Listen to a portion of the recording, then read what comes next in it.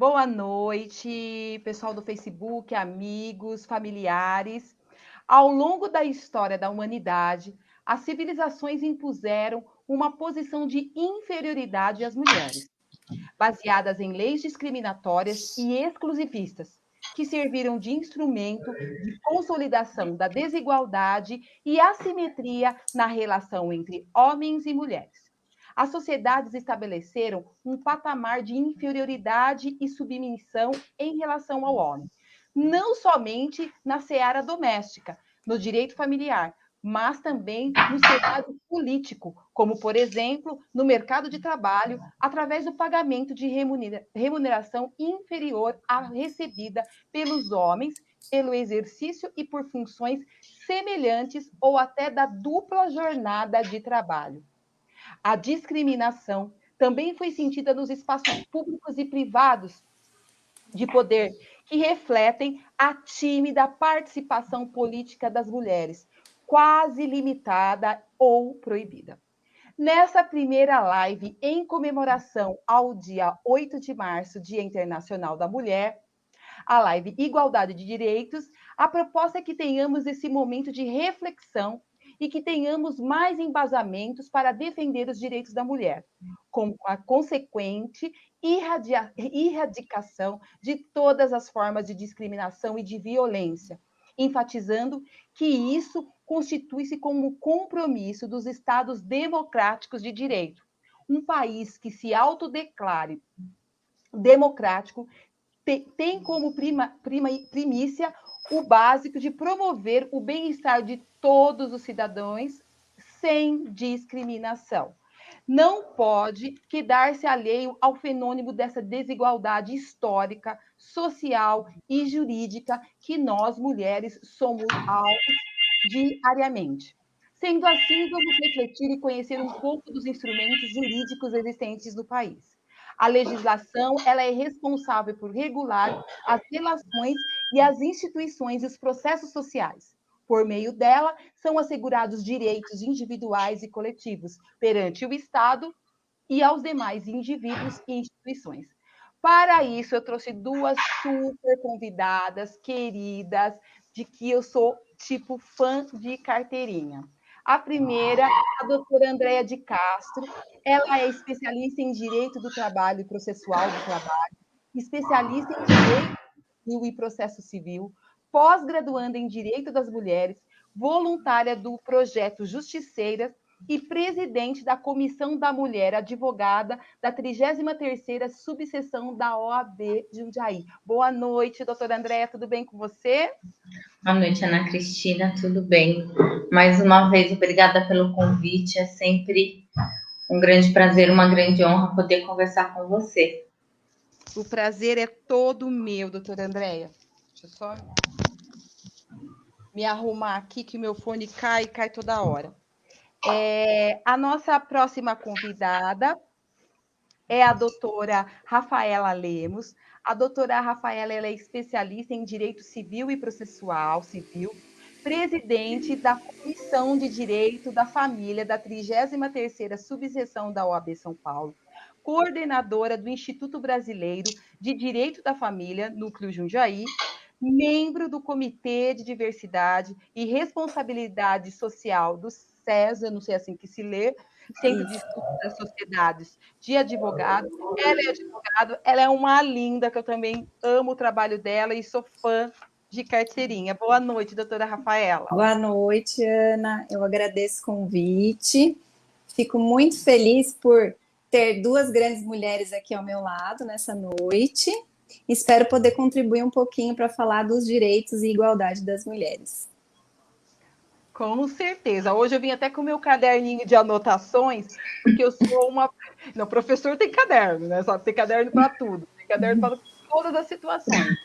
E eu sou muito curiosa dessa questão da área jurídica. Eu falo que o meu sonho é ser advogada. Ainda eu hei de entrar na faculdade de Direito, porque eu amo essa questão. Eu acho que é uma. Eu acho que todo o cidadão ele tem que ter conhecimento legal. Né? Lógico que a gente não vai ter os mesmos conhecimentos que os advogados, mas a gente tem que saber pelo menos o mínimo para a garantia dos nossos direitos, para a preservação dos nossos direitos. Pessoal que está nos assistindo, se quiser mandar alguma pergunta, manda pelo chat. Boa noite, Cíntia, Odila, Valdir, Baltazar. Beijo para vocês que estão entrando e estão nos assistindo. Se vocês quiserem mandar alguma pergunta, manda pelo chat. Se caso não der para responder nesse momento da live, eu direciono posteriormente para as convidadas, e assim que elas me responderem, eu encaminho para vocês.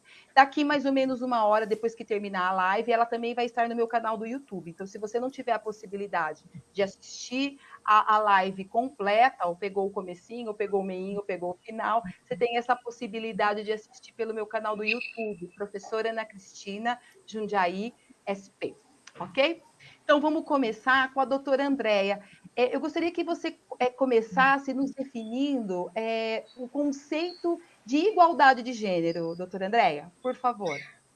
Primeiro, boa noite, Rafa, doutora Rafaela, por quem eu tenho uma imensa admiração, carinho, uma amiga muito querida. Eu estava lembrando hoje que há um ano atrás estávamos juntos, né? No Congresso da Mulher Advogada aqui em Jundiaí, que ocorreu no dia 6 de março.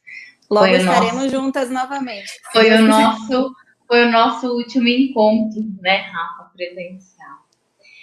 Falar de conceito de igualdade de gênero, eu acho que para mim é uma questão muito ampla e é muito mais do que jurídica, é uma questão de direitos humanos. Quando a gente pensa em igualdade de direitos, a gente pensa em uma sociedade onde a gente espera que homens e mulheres tenham as mesmas oportunidades, os mesmos direitos, as mesmas obrigações, que esses homens e mulheres eles possam igualmente ter as mesmas condições de educação, de saúde, de carreira profissional, enfim.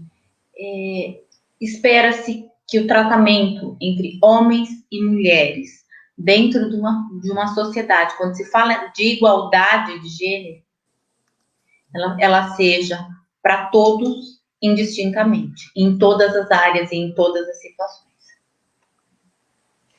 E é um conceito tão simples, né? Eu acho que é tão estranho a gente ter que discutir, a gente ter que refletir dessa questão da igualdade entre as pessoas, né? Entre o ser humano, porque são seres humanos, né? Como você disse, é questão de direito humano, né?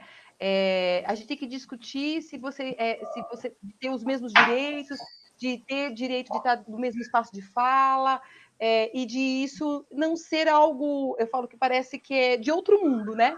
De outro planeta, a mulher ocupar determinados espaços. As pessoas estranham, né? Sim, sim.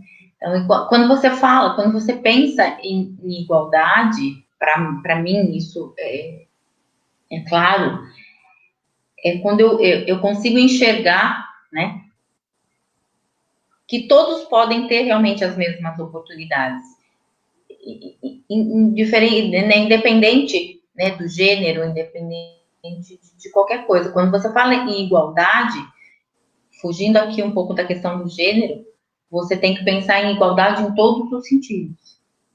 E é um conceito muito simples. Né? Principalmente hoje a gente tem muito lentamente avançado nessa questão, né, de igualdade de mulheres, né? E hoje a gente, aos poucos, ocupa novos espaços na sociedade, mas infelizmente isso ainda vai levar algum tempo para que isso chegue num patamar realmente de igualdade. Ok. Doutora Rafaela, eu gostaria que você falasse um pouco sobre a situação da mulher no Código Civil, né? Teve uma evolução do Código Civil de 1916, onde realmente a mulher ela tinha um papel totalmente de submissão e, inclusive, se apoiava até essa questão da força física, né? É um absurdo quando você lê esses registros e a gente saber que isso, em algum momento da história, era legalmente permitido, né? e esses avanços que foram acontecendo ao longo dos anos. Eu queria que, sucintamente, lógico, você nos falasse sobre essa evolução jurídica da questão do Código Civil. Ana, na verdade, eu estava relendo aqui algum material que eu tive, dos cursos que eu faço, que eu frequento, e a cada vez que eu tenho acesso a esse material, eu fico cada vez mais indignada. Então, as mulheres mais jovens, eu sou jovem, é óbvio, mas as mulheres ainda mais jovens que eu, nem imaginam o que tinha de previsão no Código de 16. Eu já estudei e me formei no Código Civil de 2002. Então, assim, eu não estudei por este código. Então, toda vez que eu tenho acesso, eu falo assim, mas como pode? Como isso acontecia? Então, assim, eu fiquei pensando, eu falei assim, um povo que não conhece a sua história está fadado a repetir aqueles erros, né? Então, assim, eu acho que a gente tem, sim, que disseminar informação para as mulheres, para os homens, para quem quer que seja, para que a gente não repita aqueles erros do passado, porque eu estou vendo que a gente está num momento, numa polarização política tão grande, que eu tenho um pouco de medo da gente regredir, né? Então, eu falo assim, vamos disseminar a informação. Então, eu tentei compelir ao máximo, né? Mas tem bastante coisa aqui. Se eu me alongar muito, vocês me falem, mas eu acho que a gente precisa disseminar a informação, porque, na verdade, o Código Civil de 16 ele é um horror. Então, para você conseguir separar poucos artigos, é difícil. Então, eu tentei eleger alguns, né? Eu acho que eu vou conseguir tratar isso de forma bem rápida, mas eu já começo pelo artigo 6º, que falava que a mulher casada perdia sua plena capacidade e tornava-se relativamente capaz, assim como os índios, os pródigos e os menores. Ou seja, a mulher, ela era tratada como se fosse um adolescente de 16 anos de idade. Ela tinha que ser representada pelo marido, né? Então, assim, nessa época, por exemplo, o que eu vejo, né?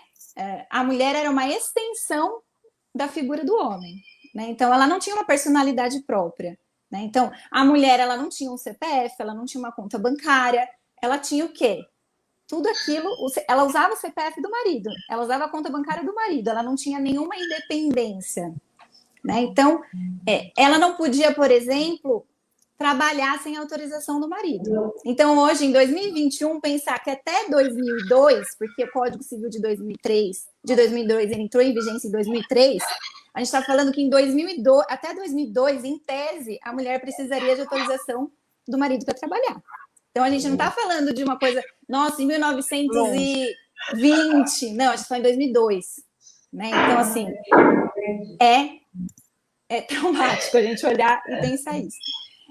Até estava pensando que, não sei se vocês chegaram a ver, que circulou pelas redes sociais um passaporte de uma mulher que, com certeza, era uma senhorinha, óbvio, mas estava lá assim, fulana de tal está autorizada a viajar pelo marido e está autorizada a voltar em tal data. Então, assim, veja, a mulher não podia viajar sem autorização do marido. Entende? Isso aqui eu não estou falando que era um costume, estava na lei, era legislação, não era outra fonte do direito, né? Então, nessa época, a gente falava ainda em pátrio poder, né? O pátrio poder, o que ele remete? Remete ao pai.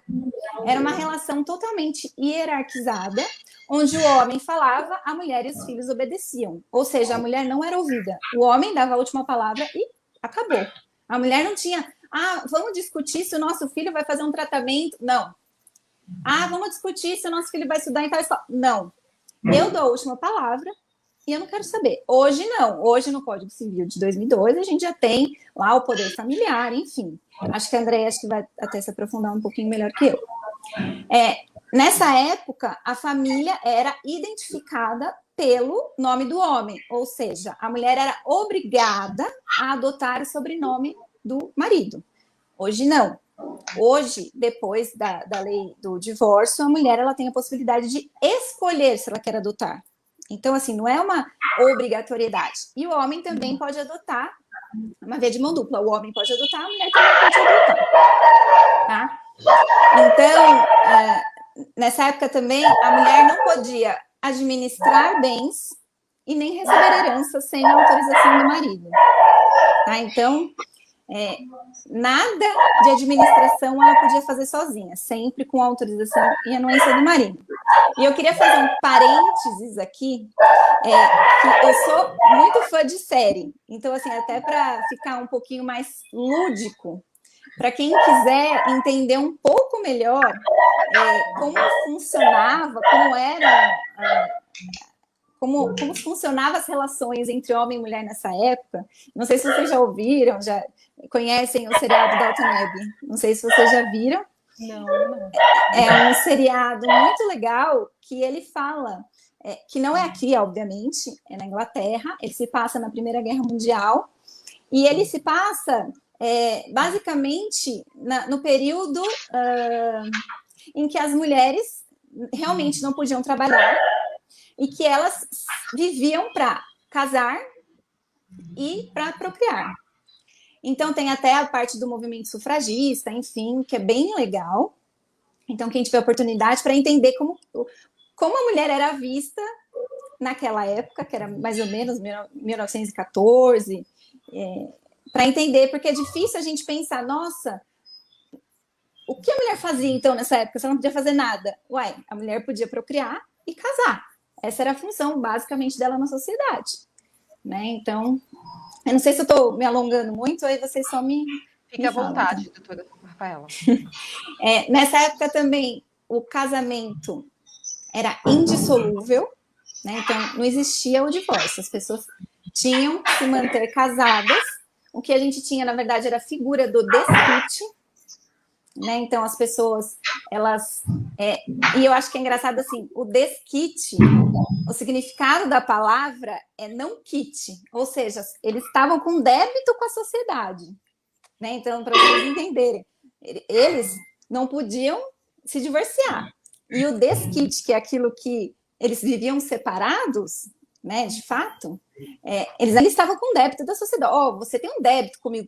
Né, olha, a sociedade toda ia falar, quem mandou fulano se separar de Beltrano? E é uma coisa óbvia, hoje tão óbvia para a gente. Quem que tem que se preocupar com o que seu vizinho está fazendo, né? Nas relações particulares, né? Então, acho que isso também, que só foi mudado depois com a lei do divórcio em 1977, ou seja, de 1916 a 1977, as famílias ficaram marginalizadas. Por exemplo, eu poderia estar casada, como de fato sou hoje, e de repente falar, não quero mais viver com meu marido. Eu ia me desquitar dele, ia morar em outra casa, e eu não poderia casar com outra pessoa. E nem ele poderia casar. O que poderia acontecer? Ele ia ter um outro compromisso com outra pessoa, que hoje nós chamamos de união estável, né? E só que não tem nem lá atrás não tinha nenhum efeito jurídico, nada. A mulher, sobretudo a mulher, que é sempre prejudicada, o filho que era havido fora do casamento era tido como ilegítimo, não tinha direito patrimonial nenhum, e a mulher também não tinha nenhum direito quando se separasse dessa pessoa nesse novo relacionamento, que seria hoje a união estável. Então, só para vocês terem uma ideia, como essa mulher ela era, vamos dizer, indenizada. Ela tinha que entrar na vara civil, que hoje é óbvio que relações familiares são todas tratadas no âmbito da vara da família. Nessa época, ela tinha que entrar na vara civil para ser indenizada por serviços domésticos. Então, olha o absurdo, ela não tinha direito nenhum e ela tinha que ser indenizada na vara civil. Né? E tem dois pontos aqui que eu acho que são importantes, até porque a gente está falando no mês da mulher, que eu vou deixar a cereja do bolo para o fim, mas o artigo 219, inciso 4, falava que o homem, vou resumir, tá? Eu vou sintetizar. O homem poderia devolver a mulher até 10 dias depois do casamento se descobrisse que ela não era mais virgem. Então, como se fosse um produto. Tem um vício redibitório, eu vou lá e devolvo a mulher. Devolvo. Então, e eu acho interessante esses 10 dias são por quê? Porque a limitação ocorre porque a perícia possa verificar se ela era virgem ou não, porque demora, me parece, de 12 a 15 dias para cicatrizar depois do ímen rompido, me parece, né? E a cereja do bolo, que eu faço o link entre o direito civil e o direito criminal, que para mim é o absurdo, que é o ápice, que é o pior dos piores, que, né, que esse link entre o direito civil e o direito criminal. Existia nessa época a tese de que a tese da existência do legítimo estupro marital, que a mulher tinha um débito conjugal com o marido, ou seja, se sustentava que a vida comum, né, porque tem os deveres do casamento, né? Então, assim, se a vida comum, né, no domicílio conjugal, ela tinha esse cunho sexual dentro daquelas regras dos deveres do casamento. Então, por ser um dever do casamento, ele legitima a violência sexual dentro do casamento. Então, assim, não existia estupro dentro do casamento. Não existia, simplesmente em tese, até a Lei Maria da Penha, que em 2006, né? Então, assim, sintetizando, hoje estamos muito melhores, porque, obviamente, nenhum desses artigos vige hoje, né? A mulher passou de figura decorativa para a figura que, em tese, né, que compartilha as decisões com o marido, né? Doutora Rafaela, só um comentário, e acho que seria importante tanto você como a doutora Andréa também falarem a respeito, como vocês são da área, né? Me chamou a atenção o primeiro ponto que você falou, logo no início da sua explanação, a questão da importância desse conhecimento histórico, né? Existe um processo todo, né? Nós temos o equívoco de tentar enxergar a situação que nos encontramos hoje somente no viés de 2021.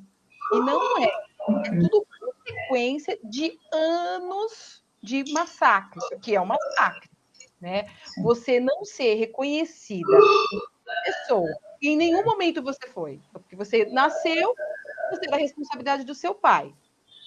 Né? A mulher ainda tinha aquela questão dos 21 anos, né, de maioridade, que sempre isso foi um marco e sempre foi muito falado. Eu lembro muito disso, porque o meu pai falava isso, né? Meus irmãos, eles seriam maiores com 18 e eu não. Eu estaria na tutela dele até os... Então, tinha essa questão desses marcos, dessa diferenciação entre o homem e entre a mulher, né?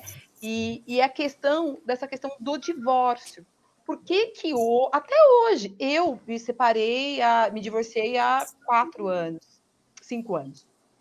E eu, em alguns momentos, me sinto marginalizada ainda. Sim.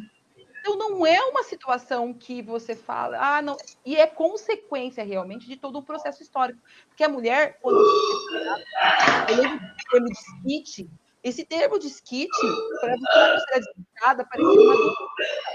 Eu lembro que eu tinha uma tia que passou por essa situação, uma tia materna. Nossa, ela era desquitada, parecia eu não entendia. É uma doença, ninguém chegava perto. Uma doença. Dela, né? E hoje, eu divorciada, eu ainda, em 2021, eu me sinto marginalizada em algumas situações. Então, ainda a estrutura da sociedade, ela permanece com alguns funcionamentos. Eu não sei se vocês concordam com isso. Sim. Sim, claro. Eu vou aproveitar que a Rafa falou das séries, eu também gosto das séries, tem uma até bem recente, acho que é Bridgerton, né? Sim. Não sei se vocês assistiram. Já. Das meninas que as mães levam para os bailes, né? Para que sejam escolhidas para casar. E isso não é uma realidade distante, não, porque assim, se nós formos pensar nas décadas de 60, 70, o podcast Praia dos Ossos, né, que é da Angela Diniz, ele tem um episódio que ele fala dos bailes de debutante, né, que as meninas de de 15, 16 anos iam para os bailes de debutante, onde os maridos eram escolhidos. Então, assim, isso é o quê? 30, 40 anos atrás? Então, é tudo muito recente. A questão do voto, nós tivemos direito ao voto em 1932, mas para a mulher votar, ela tinha que ter autorização do marido para poder votar. Então, isso tudo é muito recente. E realmente, nós não temos conhecimento da nossa história, nós não voltamos no nosso passado para ver o que nós estamos fazendo hoje, que nós fizemos lá no passado. E isso é uma preocupação muito grande, né, Rafa? Na verdade, eu acho o seguinte, eu vejo que as meninas mais novas acham, foi sempre assim, foi sempre assim. Elas não imaginam o quanto de luta, por isso que eu fico muito preocupada quando as pessoas torcem o nariz para, feminismo, a mulher, ela, que feminismo, que chato, tudo é feminismo. Não é isso, gente, ninguém quer ser superior a ninguém, tá todo mundo buscando igualdade, né? O feminismo nada mais é do que isso. Pode ser que os meios, algumas pessoas façam do feminismo os meios que você não concorde, né? Use de algumas formas que você não apoie. Mas você ser contra o feminismo hoje é você querer, por exemplo, não poder comprar uma propriedade, você não ter capacidade para fazer um negócio, para você usar o CPF do seu marido. Então, assim, a gente tem que ter, obviamente, um equilíbrio, nada ao extremo, mas você desconsiderar o feminismo é um absurdo, né? Sim. Na minha opinião, né? Na minha humilde opinião. E essa questão do feminismo é muito intensa, né? Falo que, na verdade, assim, existem grupos, eu falo que tudo que é extremo, ele tende a romper, né? O que eu falo, eu não estou querendo fazer uma disputa com o homem, não é isso. De que eu sou melhor, eu sou pior do que ele, não é essa mensuração, não é essa qualificação. Eu sou mulher, eu tenho a minha natureza feminina, que é diferente da dele, mas eu tenho as minhas potencialidades, eu tenho as minhas capacidades, e dê o direito de ir e vir, de falar, de estar no espaço, direito de pessoa. Eu tenho o direito de ter meu trabalho, de se eu sou engenheira civil e eu estou do lado de um engenheiro civil, de estar exercendo a mesma função e de ter o mesmo salário se eu tenho a mesma carga horária. Mas isso aí ainda há muito tempo, porque eu estava vendo umas pesquisas, eu fico. Isso aí, então, eu estou falando ainda de direito básico, porque nem direito básico a gente tem, né? Ainda mais o salário. O salário, então. Salário, jornada, enfim, né? Porque eu falo que a mulher tem não sei quantas jornadas. Eu falei que eu faço as contas, eu não consigo estabelecer quantas jornadas. Enfim, ainda mais para quem exerce a sua profissão, ela é mãe, ela é esposa, então aí, enfim, né? Vai longe. E se colocar dentro do mercado hoje é um problema, né? Eu fui candidata a vereadora e eu senti isso na pele. O que é tentar estar dentro de um espaço que é masculino, né? De predominância masculina, e de ter o respeito enquanto pessoa que tem capacidade de estar lá. As pessoas não conseguem nem visualizar isso, que eu sou mulher e sou capaz de estar lá. Sim. Não é um espaço que a mulher é aceita. Né? É muito difícil. Vide quantas mulheres foram eleitas. Exatamente. Uma. Infelizmente, né?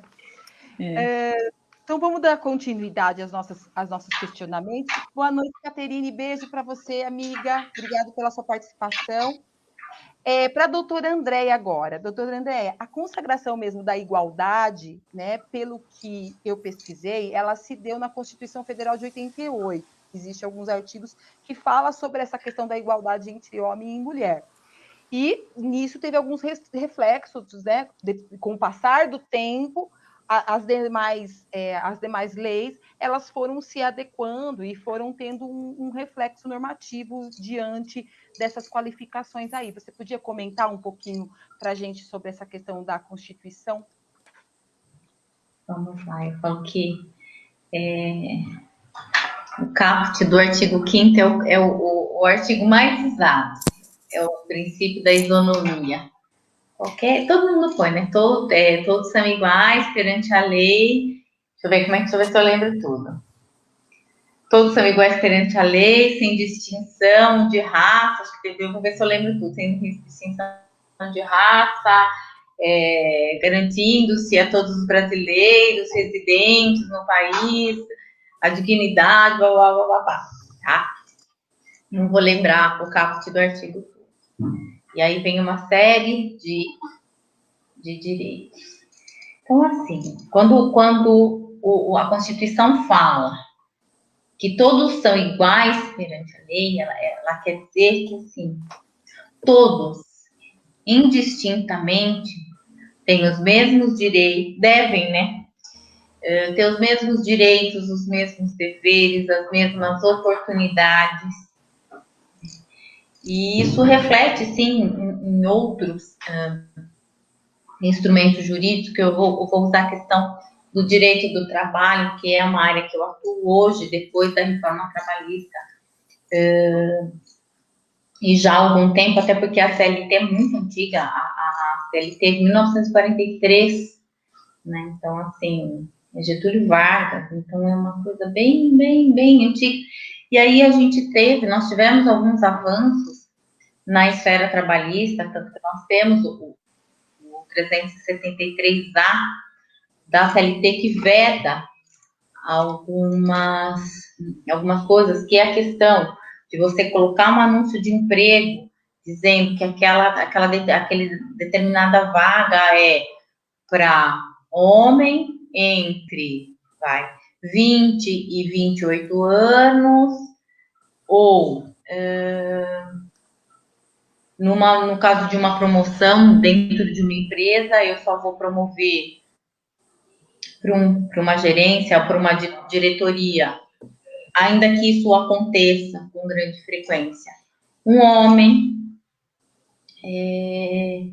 uma coisa que acontecia e hoje é vedado, era ter critérios para admissão em concurso público ou inscrição para qualquer outro tipo de cargo em empresa. Isso, com o passar do tempo, a CLT, né, com algumas reformas, e a CLT foi alterando isso.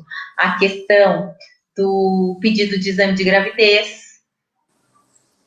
Porque isso assim, era muito comum a mulher chegar para uma entrevista de emprego, você vê como existia a discriminação da pessoa, né, que estava fazendo a seleção, né, ali no setor de recursos humanos ou uma agência, sei lá, perguntar se ela estava grávida, se ela era solteira ou casada, se ela tinha intenção de ter filhos. E hoje isso não é mais admitido, até por conta dessa questão da igualdade. Isso vai refletindo, como eu falei, entende-se por igualdade, né? Quando a gente diz que se todos são iguais perante a lei, eu tenho que garantir que todos tenham as mesmas oportunidades, que todos possam, né, desfrutar de todos os direitos, ter todos os direitos e consequentemente, todas as obrigações. Então, assim, a Constituição vem em 80, antes da promulgação da Constituição de 88, nós tivemos, né, a Carta das Mulheres, que é, né, a primeira grande reivindicação de direitos para as mulheres, que foram incorporados na Constituição Federal. Nós temos, né, também na própria Constituição, o artigo 226, né, o que fala, né, acho que o parágrafo 5º, se não me engano, que os deveres da sociedade conjugal, eles devem ser divididos entre homens e mulheres. Então, é mais uma questão de igualdade de direitos aí. Eu acho que só o fato de nós, hoje, conseguirmos, aos poucos, ter voz, principalmente, né, numa área que eu tenho militado bastante, você sabe disso, né, Ana Cristina? que é a questão da violência contra a mulher, a questão da discriminação da mulher. Eu acho que isso, aos poucos, nós estamos ganhando voz, nós estamos sendo reconhecidas como capazes, como competentes, e no campo profissional também, hoje nós temos grandes nomes, grandes mulheres hoje, à frente de grandes grupos e liderando outras mulheres.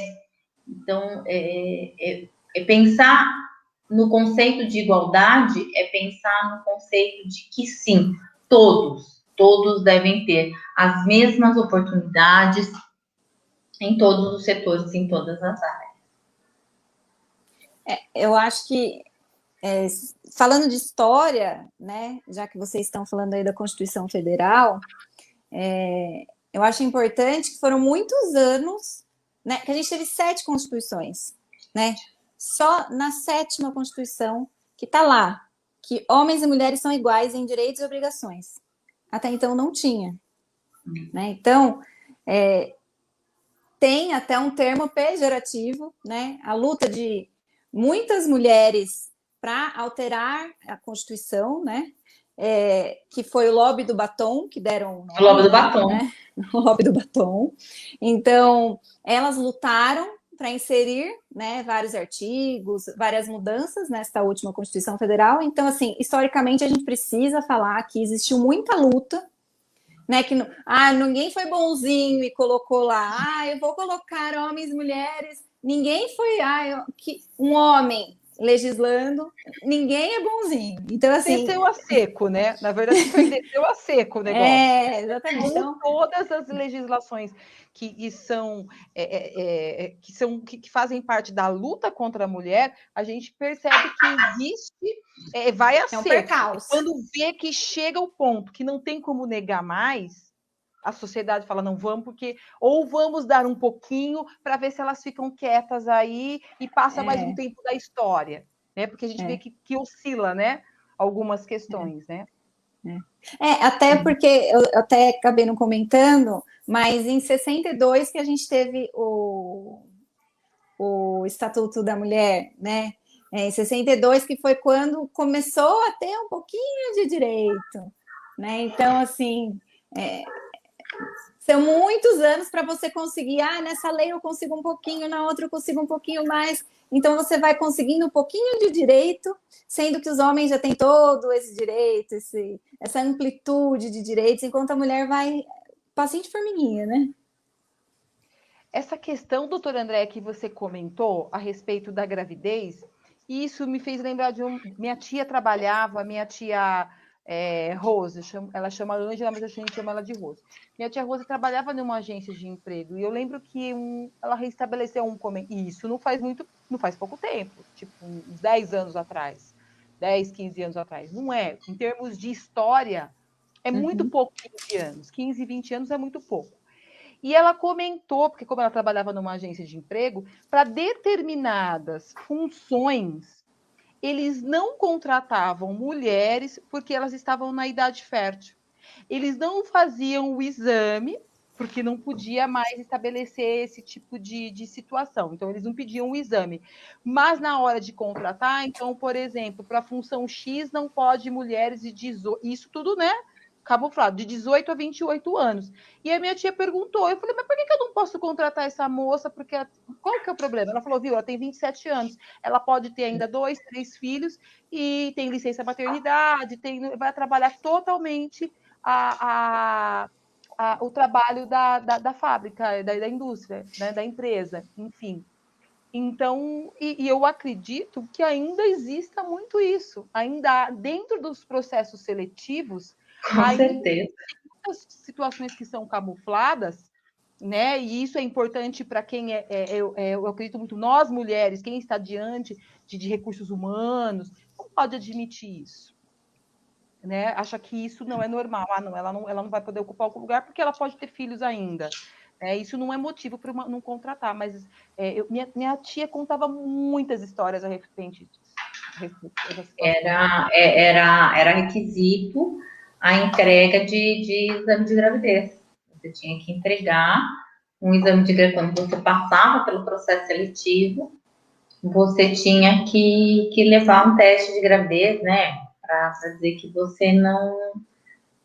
que você estava apta ao trabalho, né? Que você... né? Porque como se gravidez fosse algo, né, doença e, né, impede a mulher de trabalhar e de, enfim. E é engraçado, né? Porque tem o IBGE, eu estava vendo os estudos, 40% das mulheres, das casas são, assim, da renda são mulheres. 40%. E a conta não fecha. Se ninguém contrata, como é que sobrevive? Pois é. Pois é. Não conseguem, né, a gente não consegue entender. Eu falo que não dá para entender. Eu acho que uma pessoa que é normal não consegue entender o funcionamento das coisas. Não dá para entender. Eu não consigo entender algumas colocações que a gente vê até em rede social, enfim, até com amigos próximos. Porque isso a gente fala que a gente acha que está longe, mas a gente vê cada fala de amigos. Ah, não, tá bem pertinho aqui, ó. Que tá pertinho, que você acha absurdo, né? De achar que a mulher ainda não pode estar em determinados espaços, ou porque ela pode engravidar, ou porque ela é frágil, ou existem N situações que a gente escuta que eu falo, gente, ou estamos em 2021. Mas aí quando você pega o processo histórico, você entende que não é... Está perto da gente, 20, 30 anos, 100 anos de história é muito pouco, né? Perto do que, né, a mulher, em todo o processo histórico, vivenciou de massacre, os direitos que nós tivemos, que nós fomos conseguindo ao longo do tempo, ainda é muito recente. Né? Então, a nossa sociedade, ela tem essa raiz, ela tem essa estrutura machista, e por isso dessa dificuldade que nós temos de se colocar no espaço e de conseguir, às vezes, alterações em legislação, demora anos para você conseguir um artigo, como você mesmo falou, né, doutora Rafael? Anos para conseguir um direito. 26 anos. Não era 26 anos, eu acho que o último código por mais ou menos isso. Eu não tinha que questionar que se eu estou na mesma ocupação que um homem e exercendo a mesma função, que eu tenho que receber o mesmo salário, sendo que a carga horária e a minha formação é igual a dele. Não tem justificativa. Mas aí, quando você vê a história, você consegue entender o que faz as pessoas ainda pensarem assim. E o quanto ainda a gente tem que trabalhar e disseminar informação para que as pessoas realmente, como você falou, doutora Rafaela, não... eu acho que o movimento hoje é do não retrocesso. Eu não falo nem de avanço, porque avançar hoje é um ganho. Eu não falo nem que a gente dá um passo. Na verdade, a gente não pode voltar atrás. A gente não pode até porque hoje a violência está autorizada por um discurso oficial, né? Então, esse é o grande problema, né? Mas... e vocês falando sobre essa disparidade no salário, eu estava assistindo, não sei se vocês conhecem a professora Yara Frates, que acho que a André até viu, que teve num teatro aqui em Jundiaí, 2 anos atrás, que a Penha trouxe. Eu assisti uma live dela e ela estava conversando com... Era um jornalista. E ela estava falando que nós temos a maior população de domésticas do mundo. Né? 5,7 milhões de mulheres são domésticas, 3,7 são negras, e os homens são melhores remunerados. Então, em todas as áreas, os homens são melhores remunerados, mesmo naquelas que nós dominamos. Então, é um absurdo em todos os lugares. Em todos os lugares. É um absurdo, né? Só continuando, doutora Rafaela, para você dar continuidade à questão dessa questão das leis, né, para o nosso conhecimento, o princípio da igualdade também está nos tratados internacionais que foram ratificados no Brasil. Eu queria que você falasse alguns também como uma forma de ver, né? Que às vezes a gente acha assim que a gente tem uma leitura um recorte muito nosso, né? que não, tem certos direitos, certos tratados que foram tratados de forma internacional e que depois disso é que o Brasil tem um movimento, parece que tem que acontecer lá para acontecer aqui, né? É sempre esse movimento que eu percebo, e eu não sei se é isso, né? Parece que o mundo tem que testificar para o Brasil aceitar. A gente não consegue ter esse movimento nosso, né? Não sei se é dessa forma que você... Sim. Eu trouxe uma convenção aqui, que é a Convenção Interamericana para Prevenir, Punir e Erradicar a Violência contra a Mulher, que é chamada Convenção Belém do Pará, que é de 1994. Ela foi ratificada pelo Brasil em 95 e promulgada em 96. Eu acho que ela é uma das mais importantes, depois da Convenção sobre a Eliminação de Todas as Formas de Discriminação contra a Mulher, que foi ratificada pelo Brasil em 84. Eu falo dessa Convenção Belém do Pará, por quê? Porque o artigo 12 dela permitiu que a Maria da Penha recorresse à Comissão Interamericana de Direitos Humanos, né? Então, ela apresentou a denúncia da violação do seu direito pelo Estado brasileiro, com base, né, nessa convenção. Então, por quê? Porque ela estava sem nenhum respaldo no Brasil, né? Então, assim, estava a Deus dará, no dito popular, né? Ninguém dava atenção para o caso dela, de forma reiterada ela foi violentada e ela decidiu que ela ia, com base nessa convenção, até a Corte Interamericana de Direitos Humanos. Aí o Comitê Interamericano apresentou uma recomendação para o Brasil. Uma recomendação é praticamente uma determinação, né? Quando a gente fala de Comitê Interamericano, né? Então, o que foi essa recomendação? Rapidez no processo penal do agressor da Maria da Penha. Então, eles recomendaram, vamos, né, depois de tantos anos, mas essa foi a recomendação dele.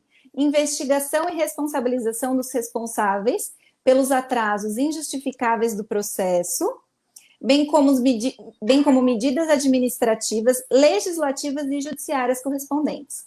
Adoção sem prejuízo de outras ações de reparação indenizatória moral e material devido aos danos causados pelo Estado.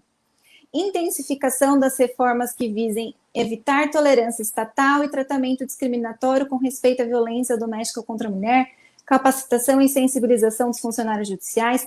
Inúmeras determinações vieram nesse documento aqui do Comitê Interamericano.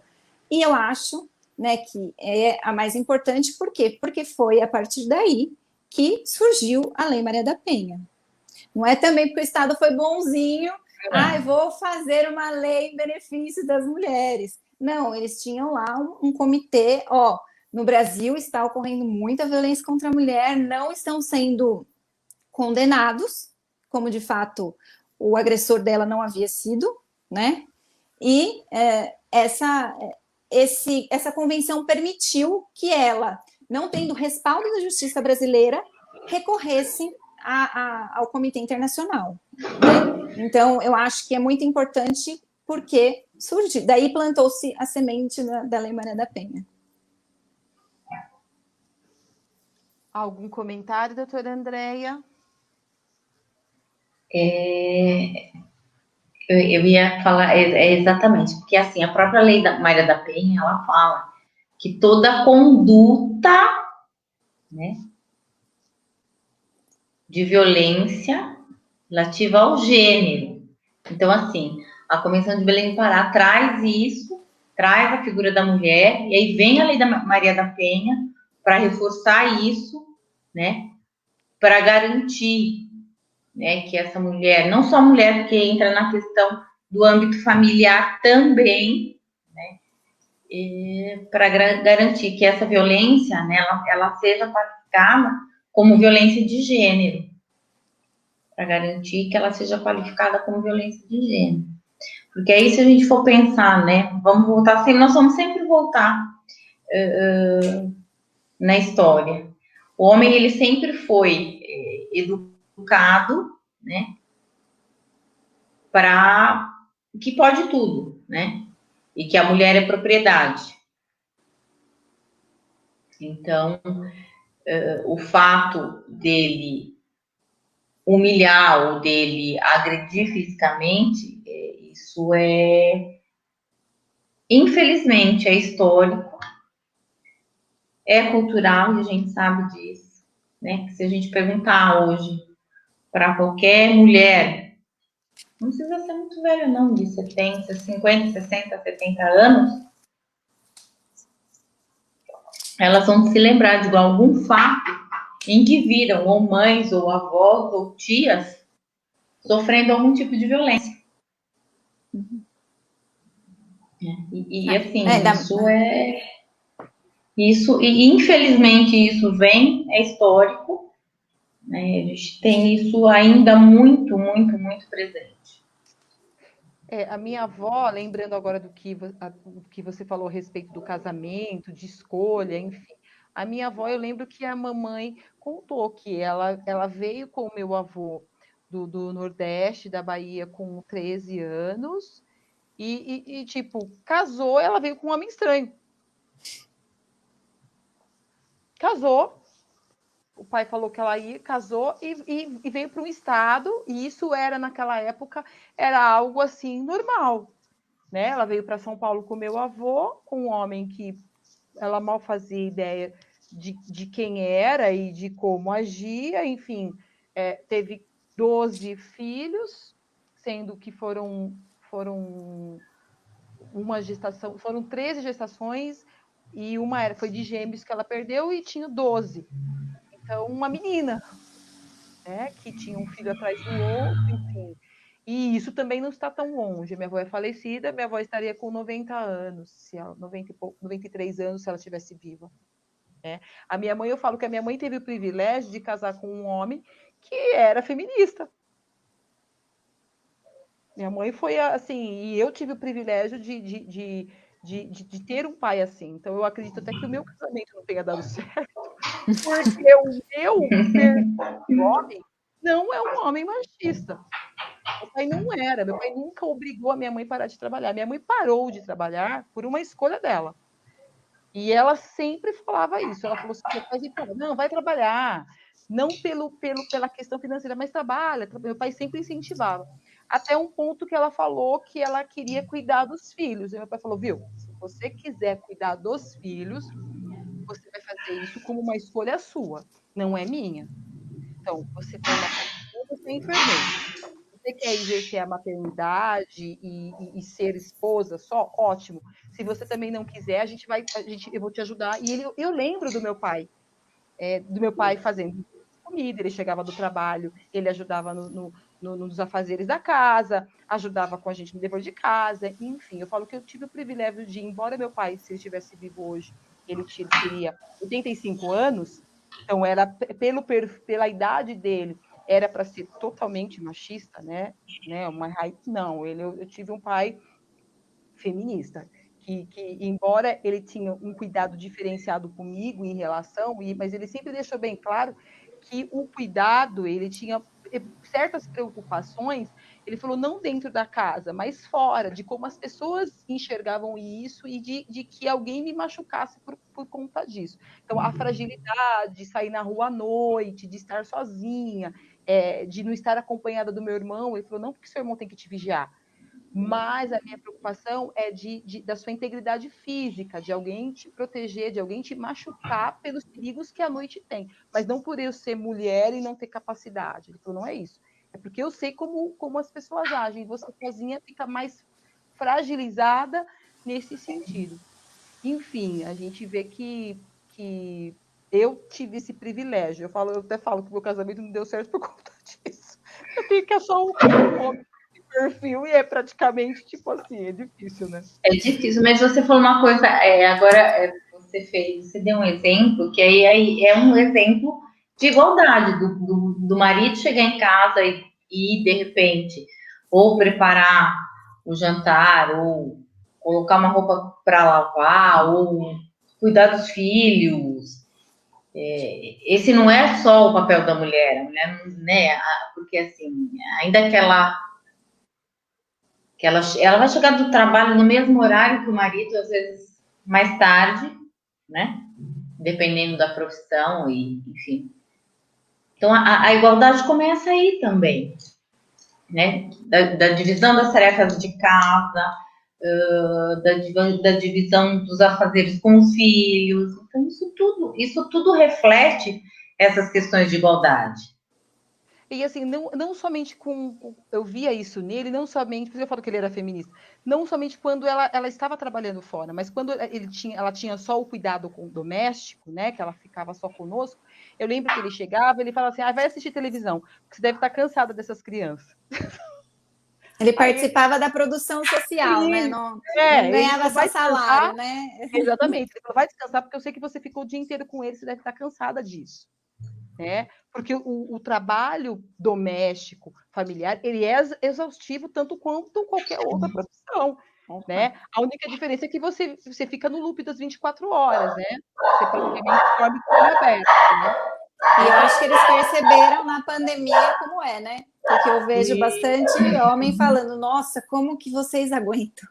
Nossa, sim, é cansativo. Nossa, mas essas crianças não param de falar. Nossa, mas... Não para de comer, meu amigo fala. Não para de comer. Criança come o dia inteiro. É verdade. Comida, lanche, eles comem o dia inteiro, comem 2 E eu acho que de tudo de ruim da pandemia, eu acho que alguns pais conseguiram acompanhar, pelo menos, óbvio, estou falando do recorte social da minha realidade. Tá? Sim. Né? Então, eu estou falando dos meus amigos, eu vejo que eles estão mais participativos. Né? Então, acho que isso também eles começaram a ver como dá trabalho, porque lava, passa, cuida do filho, faz comida, daí ainda trabalha, né? Ainda tem que ganhar dinheiro. Então, eu acho que isso também foi um ponto positivo da pandemia. Né? Assim, eles estão dividindo mais as tarefas e vendo como é exaustivo. Eu estou falando da minha realidade, obviamente, e das pessoas que eu tenho próxima, e também que tem um pouquinho de coerência, porque eu tenho, em contrapartida, várias clientes que sofrem porque são divorciadas e o pai não está nem aí. São praticamente mães solos mesmo. Né? Então, o pai, não posso, eu tô trabalhando, mas a mãe fala, eu também estou trabalhando, você tem que dividir comigo, você não quer a guarda compartilhada? Eu quero, mas viu, você quer ser pai de Facebook, só tirar foto? Só tirar foto não adianta. Não adianta você tirar foto, você precisa dividir comigo, né? Você precisa dividir comigo. Então, eu vejo que tem, obviamente, muitas pessoas que estão exaustas, que estão com esse problema, mas em outro lado eu vejo também que alguns homens conseguiram acompanhar mais de perto também o nascimento dos filhos, a criação, enfim, o crescimento desses últimos anos, assim, que eu vejo, nossa, alguns amigos meus falam, nossa, eu consegui ver ela andar, eu consegui ver falar, que se não tivesse em casa, obviamente, não conseguiria acompanhar. Com certeza. E não tinha essa. Teve um casal de amigos que ele tinha uma menina de 6, e aí nasceu na pandemia, em junho, o Pietro. E aí ele conseguiu ir na maternidade, ele acompanhou todo o processo. E ele falou assim, Ana, se eu pudesse voltar atrás, porque eu não fui pai da Manuela. Exato. Porque ela nasceu, eu estava trabalhando. Aí ela veio para casa, eu continuei trabalhando. E aí eu dormia, eu deixava ela sozinha, porque, tipo, eu tô trabalhando, você tá de licença, então você se vira à noite. Ele falou, então, assim, quando nasceu o Pietro, foi diferente, porque eu estava também. E aí eu comecei, não, vamos se revezar à noite, né? Então eu acordava junto com ela, eu comecei a ver todo o processo de desenvolvimento do Pietro, da risadinha, do balbucio, de sentar. Que ele falou, eu não fazia nem ideia que a Manuela, para mim, a Manuela nasceu pronta. Eu falei, nasceu falando, nasceu andando. Falando, andando, tudo prontinho. Saiu da barriga, já estava fazendo tudo isso. Exatamente. Ele tinha essa perspectiva, ele falou, eu não vi.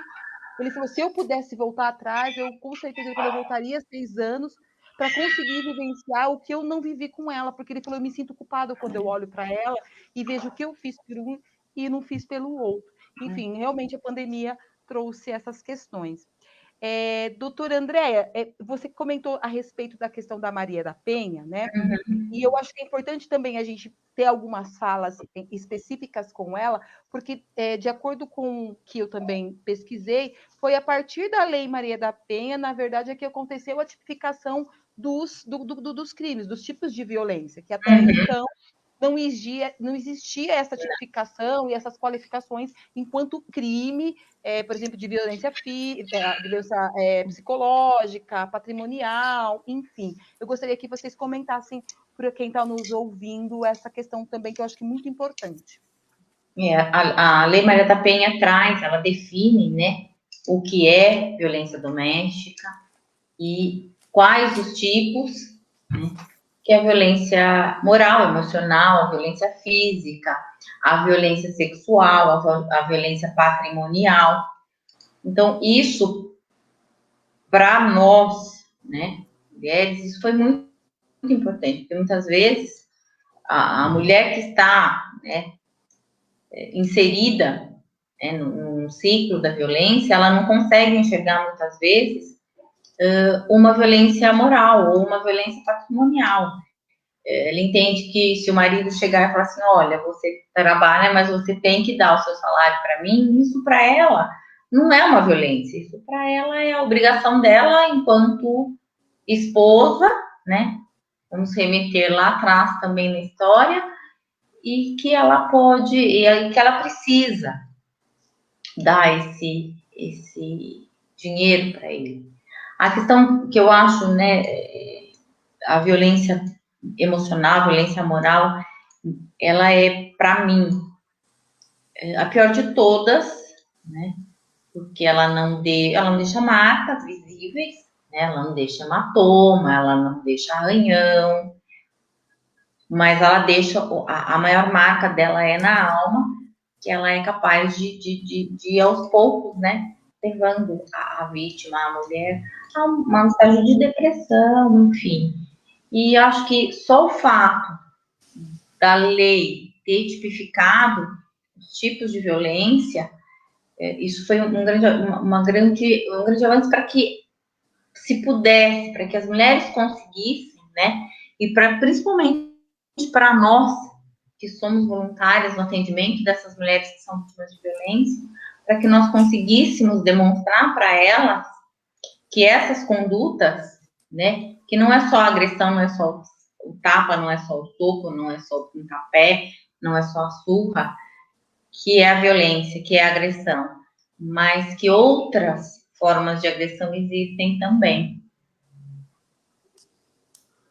Sim, eu acredito que a Lei Maria da Penha, lógico que entre tantos benefícios que trouxe para a mulher, eu acredito que essa questão da tipificação dos tipos de violência é a principal, porque a questão da violência psicológica, a gente percebe que existe uma dificuldade, e eu vejo isso, né, nós que militamos com essa questão do enfrentamento à violência, é difícil você identificar esse padrão de violência.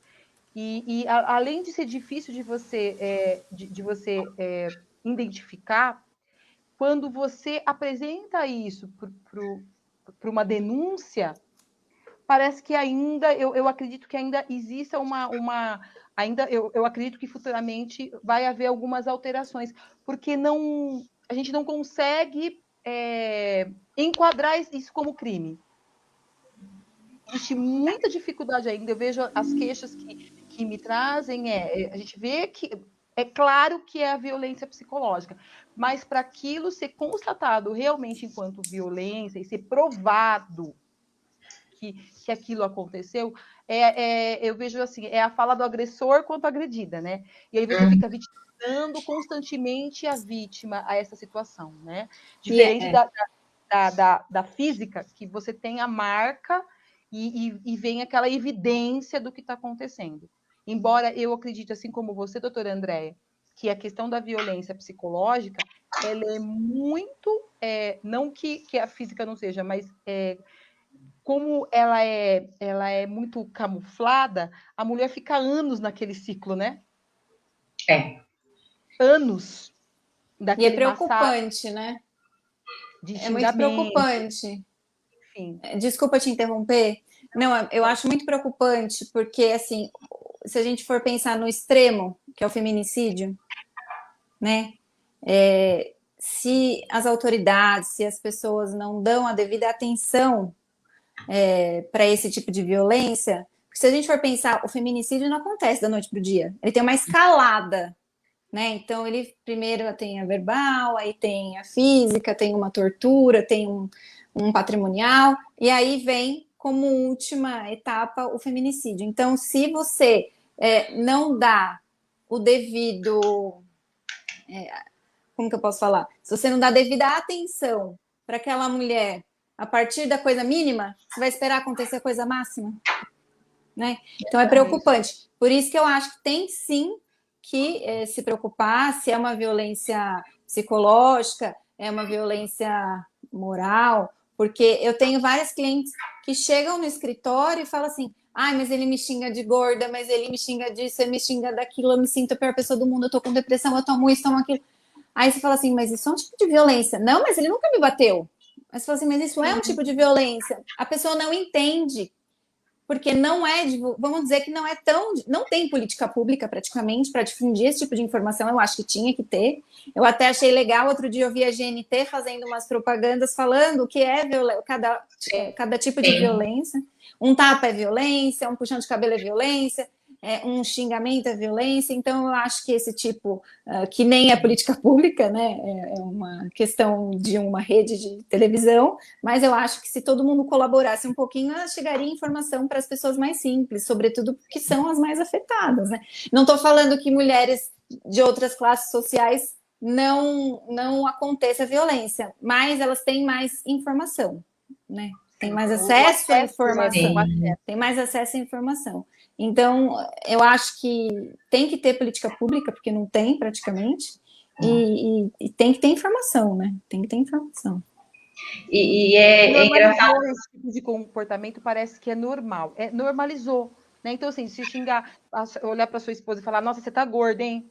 Nossa, você tá gorda, hein? Ou parece que é normal, né? Eles têm esse padrão de comportamento, como se fosse normal, né? Não me cabe, não é o problema falar que eu estou gorda ou eu estou magra, né? Não é essa questão, não é o apontamento do físico, mas é a forma como é feita essa abordagem, né?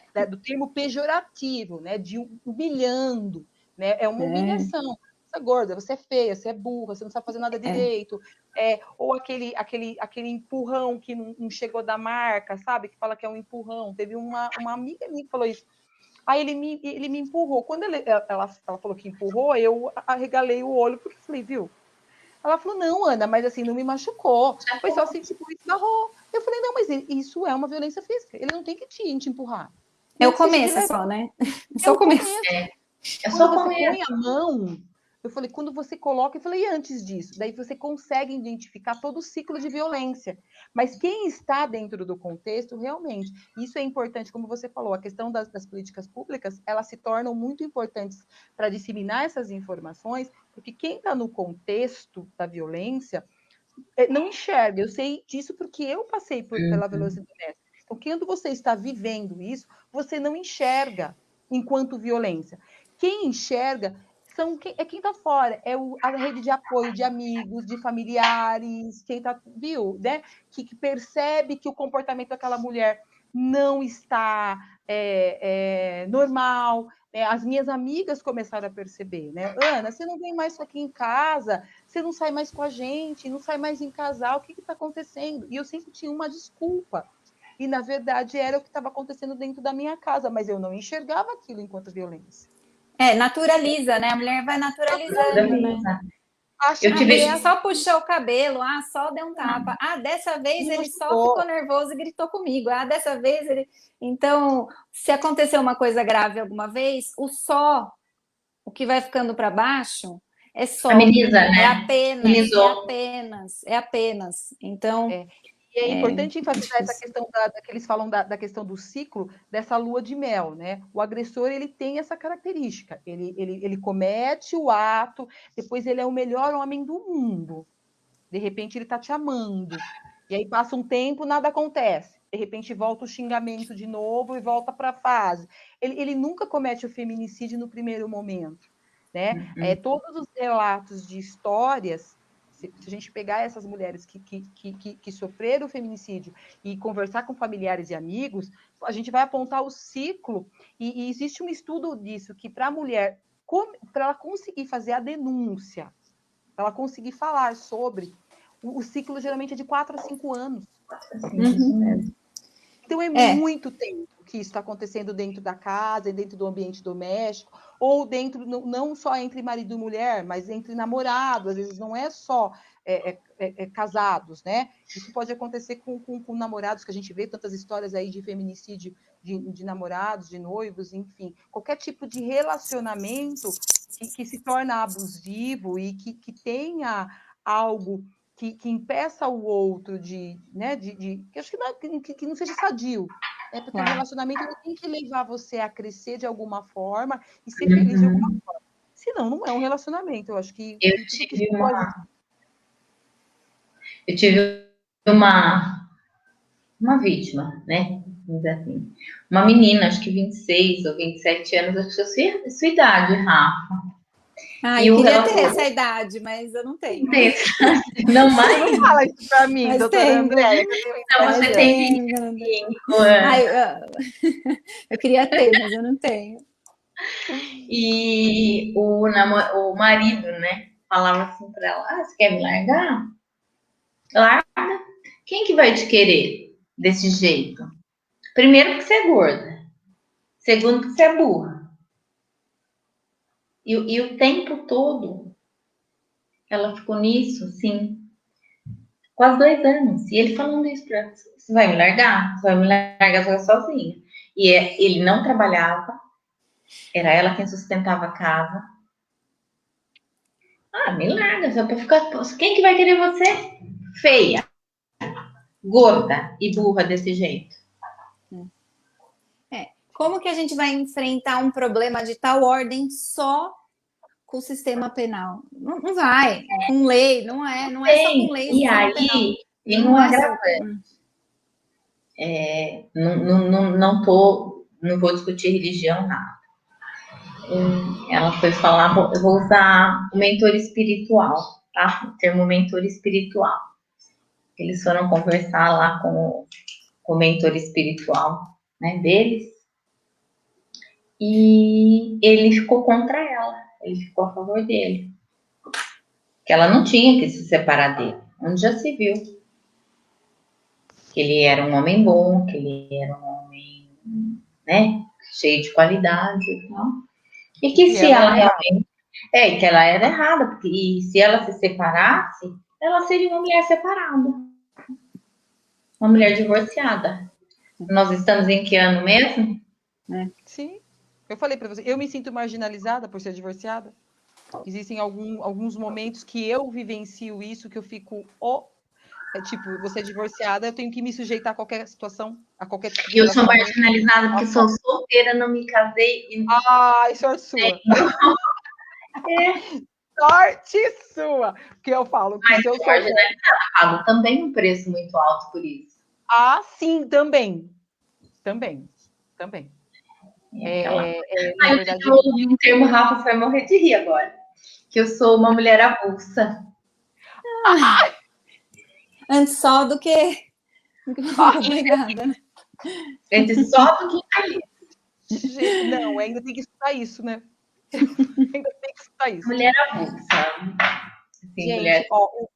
o papo tá ótimo, mas a gente já tá 1h15 aqui. Eu falo que tá desaparecido, que tá tomando um cafezinho, e eu não vejo a hora realmente de passar essa pandemia e de a gente poder se encontrar, e, enfim, de conversar e de falar um pouquinho sobre todos os assuntos aí. Quero deixar meu forte abraço a todas as pessoas que entraram e que estiveram aqui conosco na live.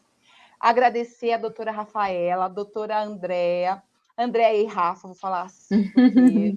Sinta-se à vontade. Estamos entre amigas. Partir para as considerações finais. Eu quero dar a palavra para a Rafa primeiro.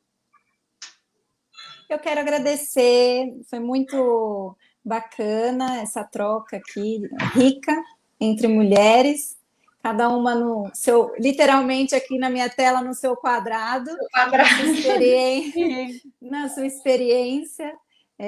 Eu acho que a gente tem que ter mais debate, eu acho que nós temos que sim sentar e conversar com as mulheres, levar isso para onde a gente puder, porque quanto mais informação, eu acho que menos violência a gente vai ter. Ou reduzir a violência, pelo menos a escalonada, né? A gente vai diminuir a mulher percebendo que ela está numa situação de violência, ela vai saber para onde e para quem ela pode recorrer.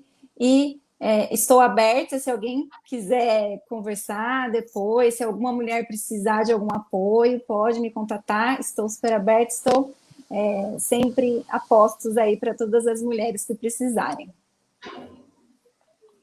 Andréa? Gratidão, Ana, Rafa, que delícia poder, né, conversar aqui com vocês e levar também um pouco de informação. Eu acho que é isso, a gente precisa levar voz para essas mulheres e levar um pouco de informação, de conhecimento, porque acho que é só assim mesmo que nós vamos conseguir caminhar. Também estou à disposição para quem quiser conversar, tem meu Instagram também, meu Facebook, quem precisar falar comigo. A Ana tem todos os meus contatos, né, Ana? Para mim é sempre muito gratificante conversar com você, com a Rafa também, que é uma amiga querida, uma pessoa que eu tenho muito carinho, muita admiração, muito respeito. E dizer que eu estou muito feliz, eu te agradeço, me coloco à disposição também. A Ana está numa outra parceria comigo, num outro projeto, né, Ana? Então, a gente vai caminhando e que possamos ajudar muitas e muitas e muitas mulheres, nem que seja só através da informação e da palavra, mas eu estou à disposição. Obrigada. Agradeço novamente vocês, né, Rafa e Andréa, pela disponibilidade, pela atenção, pela parceria, por compartilhar todas essas informações e esses conhecimentos que são tão importantes para cada uma de nós, né? Eu falo que não é só para a questão da mulher que sofre a violência, mas o conhecimento, de uma forma geral, ele é importante para homens e para mulheres, para a gente auxiliar aquele que está precisando. Como eu disse, quem vivencia a situação de violência, ela muitas vezes ela depende dessa rede de apoio. A gente fala só do setor público, não.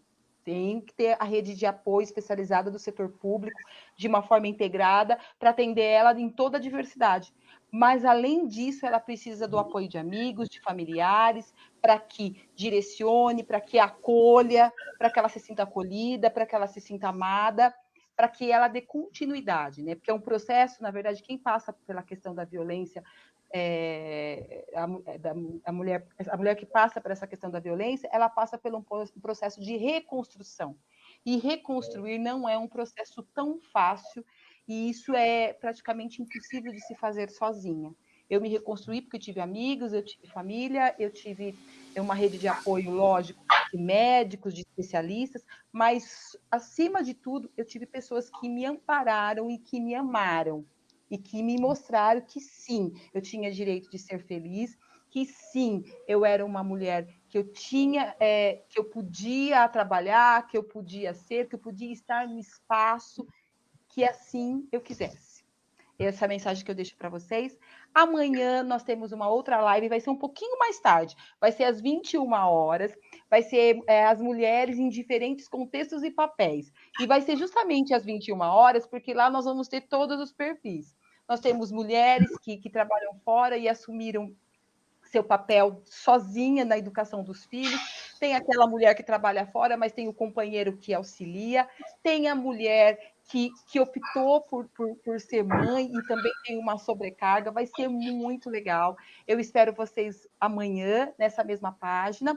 Você que não assistiu a live na íntegra, tem a possibilidade daqui 1 hora, mais ou menos, de assistir lá no meu canal do YouTube, professora Cristina, Jundiaí.sp. Beijo no coração de cada um. Obrigada participou. Obrigada. Tchau, tchau. Tchau, boa Obrigada, noite. meninas. Tchau, tchau. Obrigada.